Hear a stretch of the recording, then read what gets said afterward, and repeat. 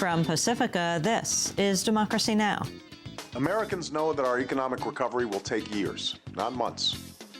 But they will have little patience if we allow politics to get in the way of action, and our economy continues to slide. The Senate takes up debate on President Obama's nearly $900 billion stimulus plan this week. We'll speak with Pulitzer Prize-winning journalist and author David K. Johnston about fiscal therapy, getting the economy back on its feet, giving taxpayers a break, saving your retirement fund and your kids' college tuition. Done, says David K. Johnston, and it won't cost you a penny, we'll see. Then, in some of the lowest turnout in years, Iraqis vote in provincial elections. Prime Minister Al-Maliki and his allies look poised for a sweeping victory. As we conclude this national epic vote, we'll be impatient to learn the results. I hope this will be a strong motivation for the continuation of the political process. Moreover, I hope that we will forget all the troubles that prevailed during the period before the election to build Iraq's future. We'll speak with two independent journalists. They're just back from Iraq. Just one flew in this morning after covering the elections. All that and more coming up. Welcome to Democracy Now!, democracynow.org, the War and Peace Report. I'm Amy Goodman. In Afghanistan, 21 police officers died today after a suicide bomber dressed in a police uniform blew himself up inside a police training center in southern Afghanistan. The attack occurred in the city of Trincote, the capital of Uruzgan province. The Taliban's claimed responsibility. In neighboring Pakistan, at least 43 civilians were killed Sunday when they were caught in the crossfire between Pakistani forces and Taliban fighters. The deaths occurred in the Swat Valley region of Pakistan's northwest frontier province. Meanwhile, in southwestern Pakistan, gunmen have kidnapped an American UN worker and killed his driver. John Selecki is the regional head of the UN High Commissioner for Refugees. Later this week, Richard Holbrooke plans his first trip to the region as President Obama's new envoy for Afghanistan and Pakistan. In economic news, the government's reported that gross domestic product declined 3.8% in the last quarter.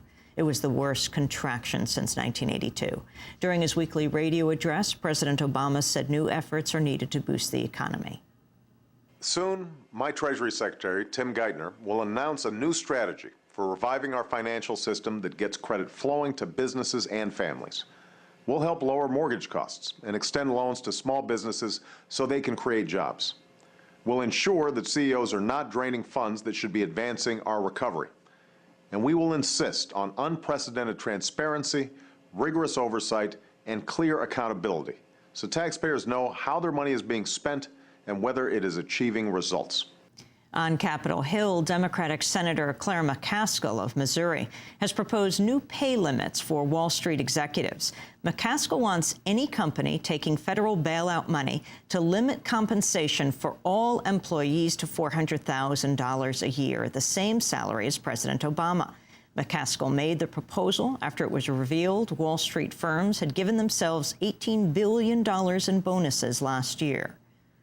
We have a bunch of idiots on Wall Street that are kicking sand in the face of the American taxpayer. These financial institutions, on the brink of extinction, come to the American taxpayer for hundreds and billions of dollars. At the very same time, they think they're going to buy a $50 million corporate jet. They're going to pay out $18 billion in bonuses. They paid an average of $2.6 million to every executive at the first 116 banks that got taxpayer money under TARP. New questions are being raised over how the welfare system is helping people affected by the economic crisis. A new report by the New York Times has found the number of people receiving cash assistance through welfare programs is at or near the lowest in more than 40 years, despite soaring unemployment. 8 states cut their welfare rolls last year. Many of the states hardest hit by the economic crisis have made drastic cuts. Michigan cut its rolls by 13%. Rhode Island had the nation's largest welfare decline of 17%. At the World Economic Forum in Davos, former Vice President Al Gore urged governments to focus on a green agenda as they attempt to turn around the global economic crisis. Well, I think the solutions to the climate crisis are the same solutions we need for the economic crisis. To have a green stimulus, put people to work, building the new green, low-carbon infrastructure, get the economy moving in a sustainable direction, and put people back to work. In Iraq, Prime Minister Al-Maliki and his allies looked for a sweeping victory in provincial polls. Official results will not be published for weeks, but leaders of the rival Shia parties acknowledged today that Maliki's State of Law coalition appeared to be heading for a strong win in some Shia areas. Just over half of Iraq's 14 million registered voters went to the polls Saturday, the lowest turnout in elections held since the U.S.-led invasion. Tens of thousands of internally displaced Iraqis were unable to cast their vote. On Sunday, President Obama said a substantial number of the 140,000 U.S. troops in Iraq would be home within a year. In Sri Lanka, at least 13 people have died after 3 artillery shell attacks hit an overcrowded hospital ward of mostly women and children. Local medical officials said the shells appear to have been fired by the Sri Lankan military. The Red Cross reports hundreds of civilians, including children, have been killed or wounded in fighting since last week as the Sri Lankan military has intensified its offensive against the separatist Tamil Tigers. Meanwhile, the Sri Lankan government is threatening to expel foreign diplomats, aid agencies, and journalists from the region. On Sunday, Sri Lanka's defense secretary accused CNN, the BBC, and Al Jazeera of being sympathetic to the Tamil Tiger guerrillas. On Capitol Hill, the Senate's expected to vote today to confirm Eric Holder as Attorney General. Last week, the Senate Judiciary Committee voted 17-2 to recommend his confirmation. Meanwhile, Tom Daschle's confirmation as Secretary of Health and Human Services is now in doubt after revelations that the former Senate Majority Leader failed to pay $128,000 in back taxes until after he was nominated for the post. Daschle also failed to report $83,000 in consulting income and overstated the size of some charitable deductions. Questions are also being raised about Daschle's close ties to healthcare firms. In recent years, Daschle was paid tens of thousands of dollars to give speeches before the Health Industry Distributors Association, the National Association of Boards of Pharmacy, and America's Health Insurance Plans.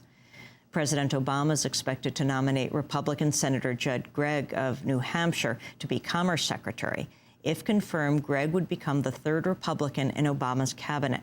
If Gregg left the Senate, New Hampshire's Democratic governor could choose his replacement.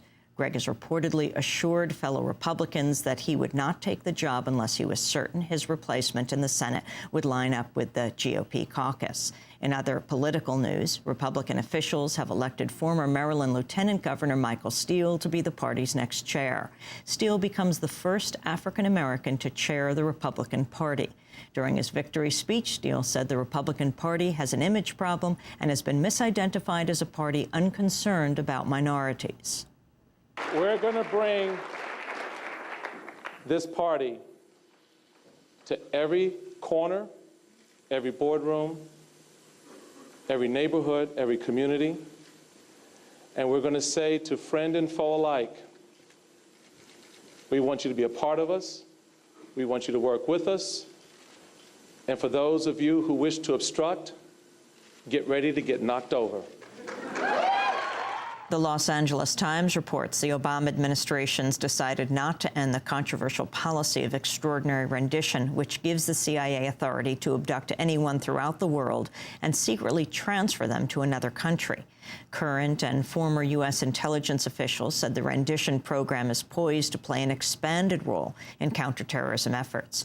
One Obama administration official said, quote, "You obviously need to preserve some tools. You still have to go after the bad guys." The European Parliament's condemned renditions as an illegal instrument used by the United States. Israeli Prime Minister Ehud Olmert has threatened to use disproportionate response if Palestinian militants continue to fire rockets into Israel.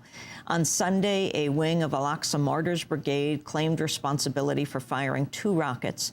The group is the militant wing of Palestinian President Mahmoud Abbas's Fatah faction. Meanwhile, Israel continues to carry out airstrikes inside Gaza. The United Nations top official in Gaza, Ging, said the humanitarian situation remains dire. It's almost 2 weeks since the declaration of the ceasefires here in Gaza, And I can tell you that the mood has very definitely moved from one of overwhelming grief to a pervasive sense of anger. People here are, of course, coming to terms with their new reality. Tens of thousands of them have no homes anymore. It's just piles of rubble. Also, the aid effort is hampered by the lack of access. The UN's John Ging also accused Israel of blocking humanitarian aid from entering Gaza. Shamefully, there are thousands of tons of aid waiting on the borders of Gaza that need to be connected right now with the people here.